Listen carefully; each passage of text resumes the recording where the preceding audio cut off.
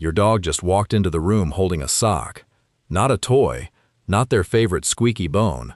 A single sock, slightly damp, clearly stolen from the laundry basket. And they are not hiding it. They are walking directly toward you, tail moving in slow, deliberate sweeps, and they are about to set it down at your feet like it's the single most important object in the house. Most people laugh this off as one of two things. Either the dog is playing a game, or the dog just likes to steal things and got caught. Cute, a little annoying, nothing more to it. But animal behaviorists have spent years studying this exact moment. The walk, the tail carriage, the deliberate placement of an object at a human's feet. And what they've found is that this behavior is not random, and it is not simply about play. It's rooted in instincts tens of thousands of years old, shaped further by decades of selective breeding, and in many cases, it's one of the clearest windows into how your dog sees their relationship with you. Once you understand what's actually happening, you'll never look at a stolen sock the same way again. Let's start with the explanation most people land on first, because it isn't wrong. It's just the surface layer. Dogs descended from wolves, and wolves are pack hunters. When a hunt succeeds, the animal doesn't always eat alone.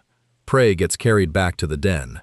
Researchers studying wolf behavior have documented that pack members, particularly mothers, regularly return from a hunt and share food with others who stayed behind, especially pups. Bringing something back to the group and presenting it wasn't just tolerated in wolf social structure, it was expected. It was how the pack functioned, generation after generation, long before any wolf ever became a dog. So when your dog trots over with a sock, a toy, or something considerably less pleasant, there's a real evolutionary echo happening. Some researchers describe it as a resurfacing of that same instinct. Return with something, bring it to the group, present it to whoever is in charge of that group. But here's the problem. If this were only an ancient hunting echo, every dog would do it with roughly equal intensity, regardless of breed or upbringing. And that is not what actually happens. Some dogs bring gifts constantly, several times a day, without ever being taught to. Others live their entire lives without doing it even once, and the difference comes down to something far more specific than instinct alone. For centuries, humans selectively bred certain dogs for one very particular job, carrying things gently in their mouths and returning them to a person without damaging them. Retrievers, spaniels, and pointers were shaped generation after generation for exactly this task. Trainers call it a soft mouth, the ability to hold an object firmly enough to carry it, gently enough not to crush it, and to release it the moment it's asked for. Breeds developed for retrieving didn't just inherit a physical trait, they inherited a behavioral one. The instinct to pick something up and deliver it to a person became, quite literally, bred into their neurology over hundreds of years of intentional selection. This is why golden retrievers, Labradors, and spaniels are dramatically overrepresented among dogs who habitually bring their owners items, while breeds developed for entirely different jobs, herding, guarding, sled pulling, rarely do it at all. It isn't a personality quirk unique to your dog.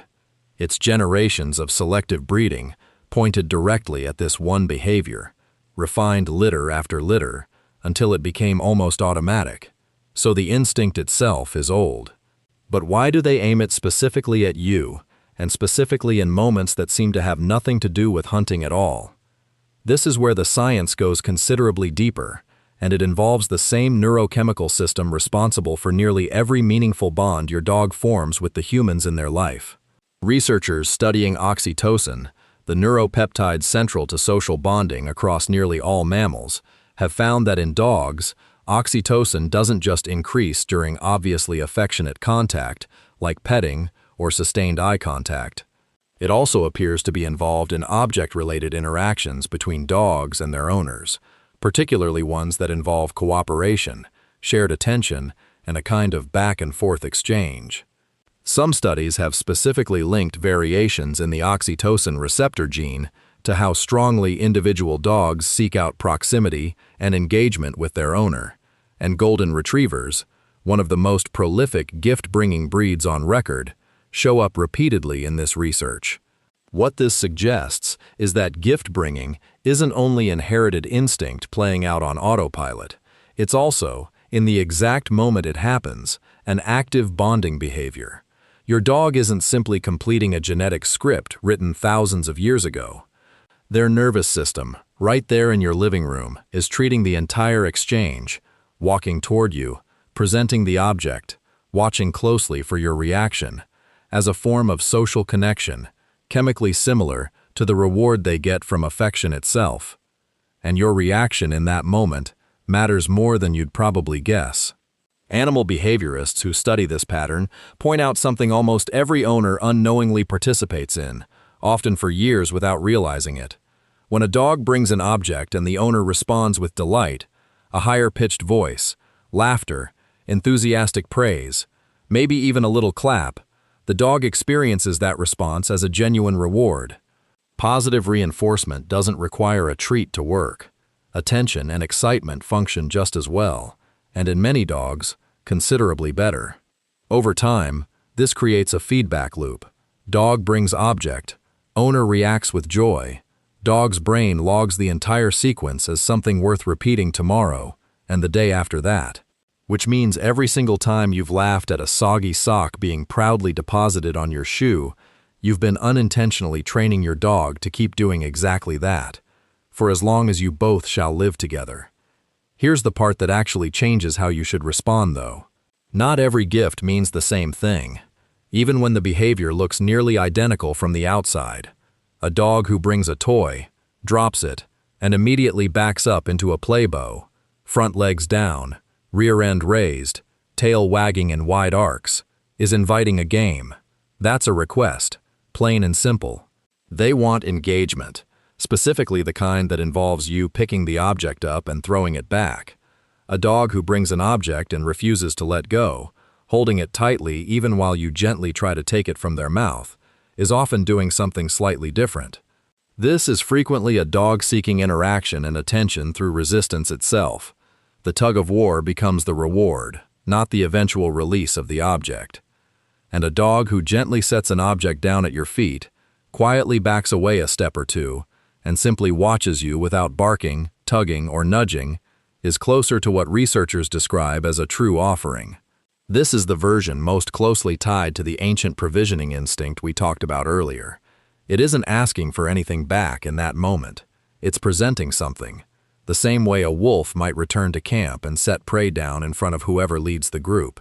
Learning to tell these three apart tells you exactly what your dog actually wants in that specific moment: play, connection through gentle resistance, or simply the quiet act of giving something to someone they trust.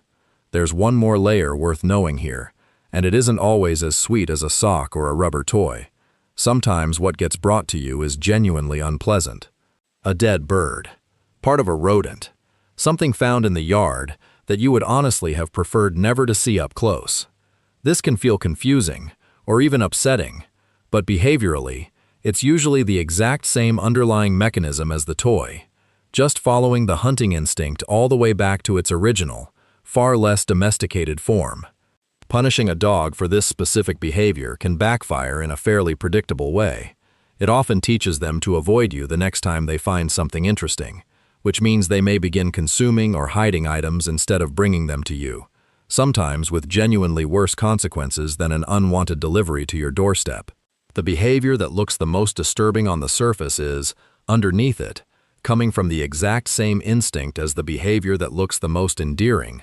So the next time your dog trots over holding something questionable, dropping it gently at your feet with total, unshakable confidence that this was exactly the right thing to do, here's what's actually happening in that small, strange moment. Somewhere in their neurology is an instinct that traces back to wolves returning to camp with food for the rest of the pack. Somewhere in their breeding, generations of humans deliberately selected for exactly this behavior, gently and patiently, litter after litter, until it became second nature rather than a trained trick. And somewhere in their nervous system right now, the same bonding chemistry, responsible for the way they look at you across a room, is quietly firing while they wait to see how you will respond to what they've brought you. Your dog isn't just handing you an object.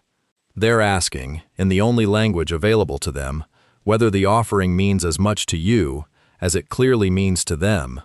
If this changed how you look at the next questionable gift on your doorstep, subscribe and leave a comment below. What's the strangest thing your dog has ever brought you?